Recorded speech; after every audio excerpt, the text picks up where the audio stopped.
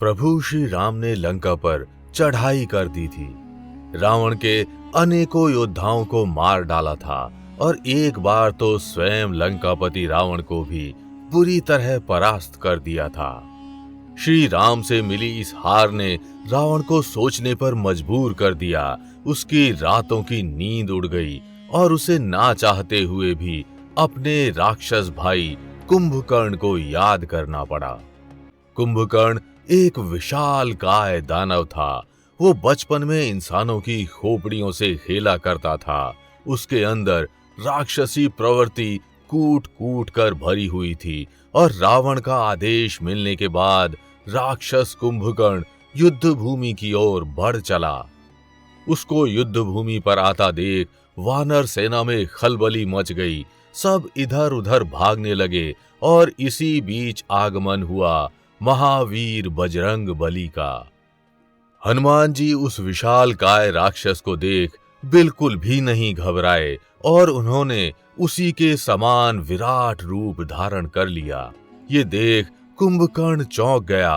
वो क्रोध में हनुमान जी पर टूट पड़ा और फिर युद्ध का वो तांडव हुआ जिसकी कोई कल्पना भी नहीं कर सकता था।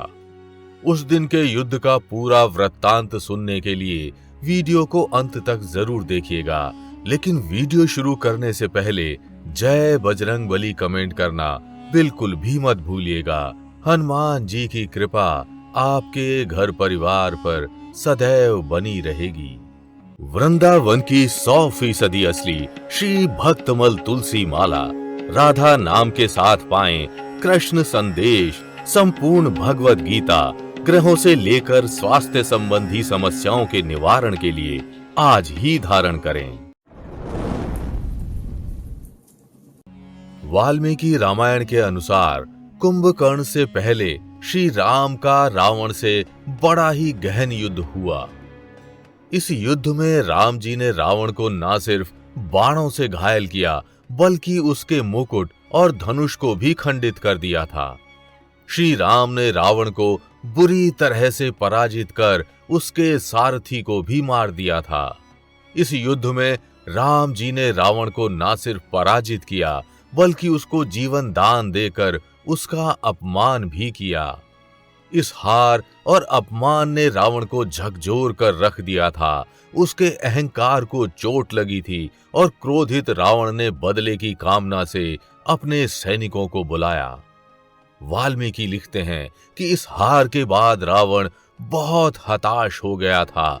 उसने राम को एक साधारण व्यक्ति समझना बंद कर दिया और उसने अपने सैनिकों को कुंभकर्ण को उठाने का आदेश दिया।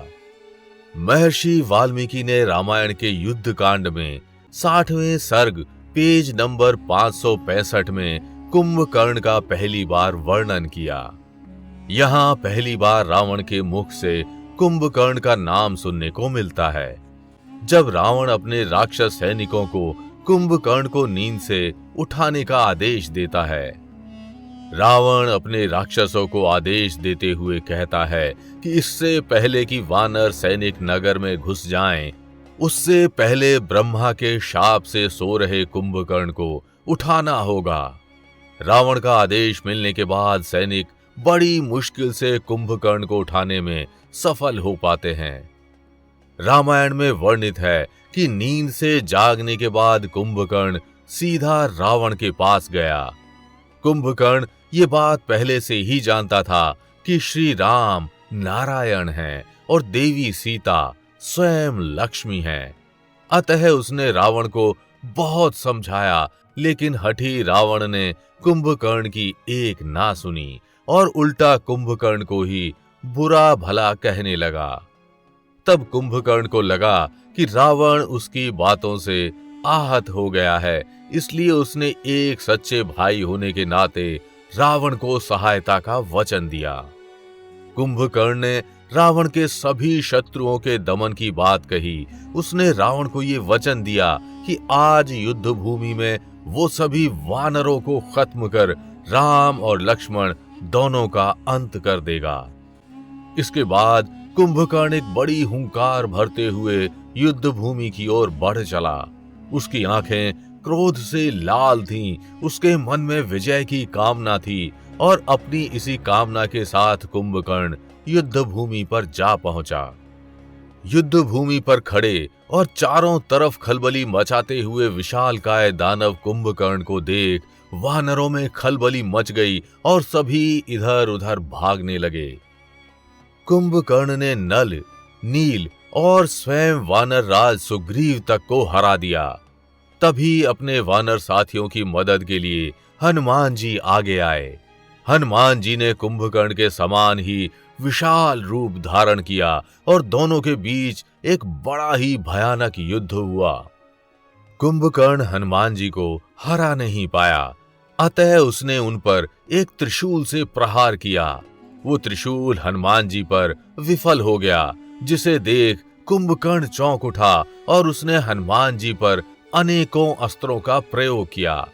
महावीर हनुमान जी कुंभकर्ण के सभी अस्त्रों को झेल गए और कुंभकर्ण पर विशाल चट्टानों का प्रयोग करने लगे।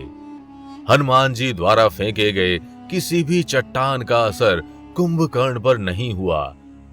वो जोर जोर से हंसने लगा और उसने श्री राम को चुनौती दी।